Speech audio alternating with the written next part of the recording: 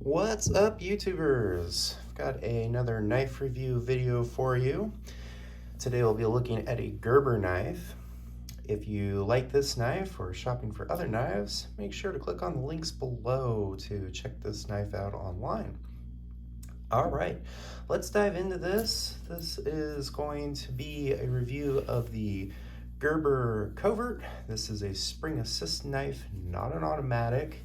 We'll talk about this little button here in a second and what it does. So let's start with some size comparisons. This is going to be actually a fairly good size knife. This is the Spyderco Manix, and as you can see, it's a little longer than the Manix. Manix handle is a little thicker. By the way, I'll put all the dimensions of this knife in the video description down below. So if you're interested in length of the blade and weight of it and all that good stuff, you can check that out in the description. But I like doing size comparisons so you can see how it looks against other knives that you may have or may be familiar with. This is up against the Buck Sprint Pro. You can see it's much bigger than that one. About up against a knife that is a more gentleman's carry, the Civivi Imperium. Civivi is a long, slender knife, as you can see, and not nearly as big as the Gerber here. Let's go ahead and look at it against the Benchmade Griptilian, and the Griptilian is going to be shorter, about the same size handle and all that, shorter blade though. Let's go ahead and size it up against the Cold Steel, the Recon 1, which makes all knives look small. And as you can see, this is a good size knife.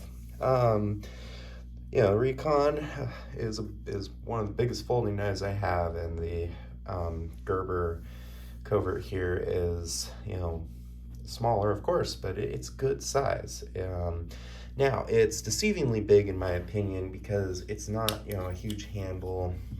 It carries really well in the pocket, so it's not going to be like overwhelmingly big in my opinion. So those are the size comparisons. Let's go ahead and dive into the specifics of this knife, starting with the blade.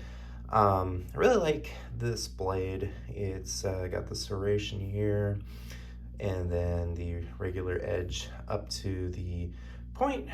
So this is a dagger-style knife, and it's got a false edge, of course, up there. The steel on this guy, I'm sorry, I don't know. It's got some kind of number there. This is not a high-end steel. It's just gonna be okay. As far as sharpness, when I got it out of the box, it was okay.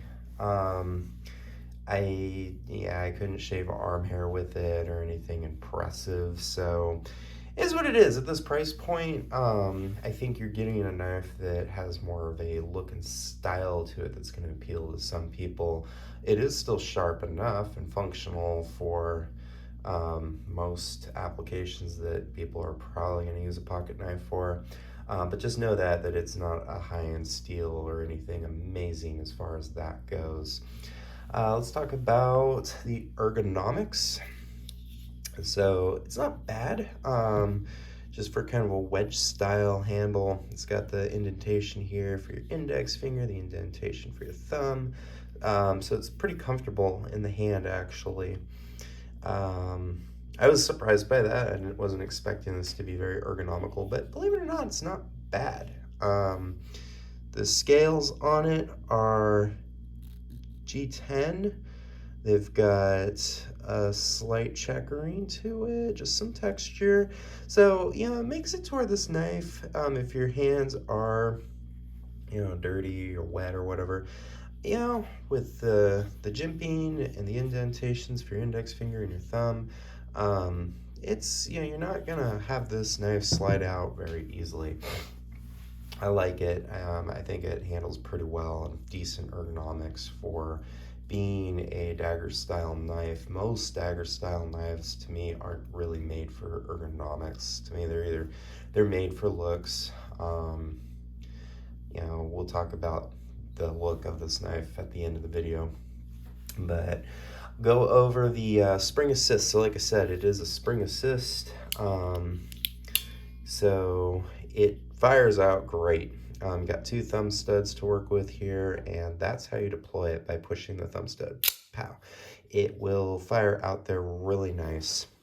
I've had no problems there. I really like it. So what this button does is it's actually the lock.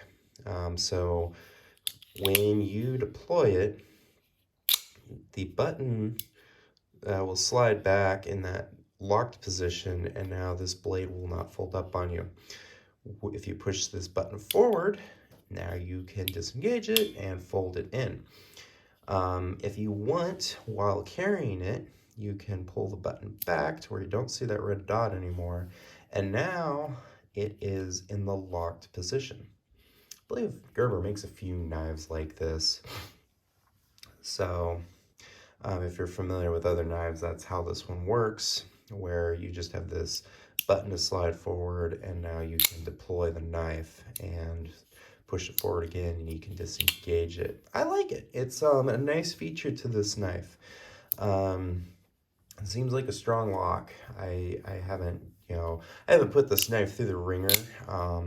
It's not a hard use knife that I've used for things that would really challenge it, but to me it seems like it's a good lockup and works good. Now when I was looking at it online, I really had to do my due diligence, because they do make an auto version of this knife, and the auto version, I believe, still has that button, but it has another button where you just push it and it deploys the knife automatically, also known as a switchblade. So this is not that. The link below in the video description will take you to this knife that is not an auto version. You can find the auto version out there. It is a pricier knife and higher end, of course. So, that's something to know. But yeah, they do make the auto version. But don't let that button fool you. It is not an automatic. Let's see. So we've talked about the blade, the locking mechanism, how it deploys, and all of that. Pocket clip. Yeah, sorry guys. I take pocket clips off of all of my knives. I don't like the way they feel. I don't ever use them. But for pocket clips, I can't find it for this knife either, but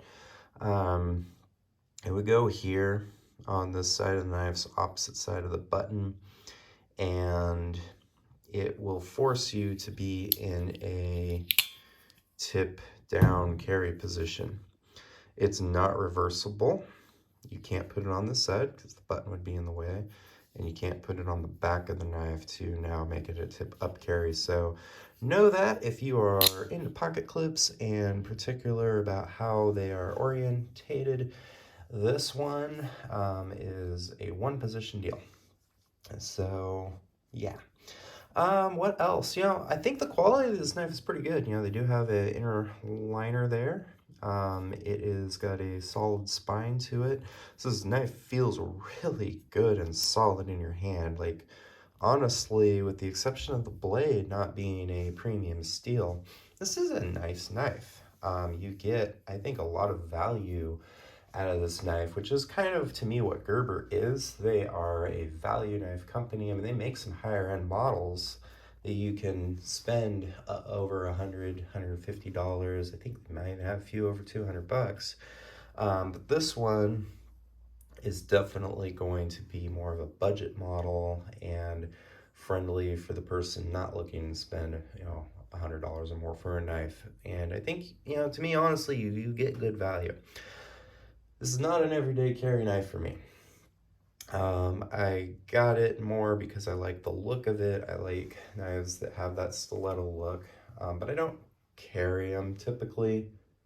The main reason is they're kind of threatening, and I'm not trying to carry a knife to have something threatening that looks like a weapon. I like, knives that I carry on me are tools, or things that I use where I'm comfortable opening it at a workplace environment or something like that.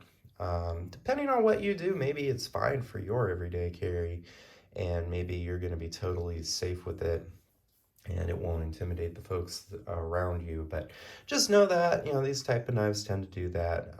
To the non-knife person, it'll make them nervous. Because it is a spring assist and it has this stiletto-like look, it has all that going along with it. But yeah, I figured I'd throw that in. So again, if you like this knife, I've got the link in the video description below, as well as links to the other knives that I used to compare it to, dimensions and all of that in the description below as well. Hope you enjoyed this video, and we'll catch you on the next one. Thank you.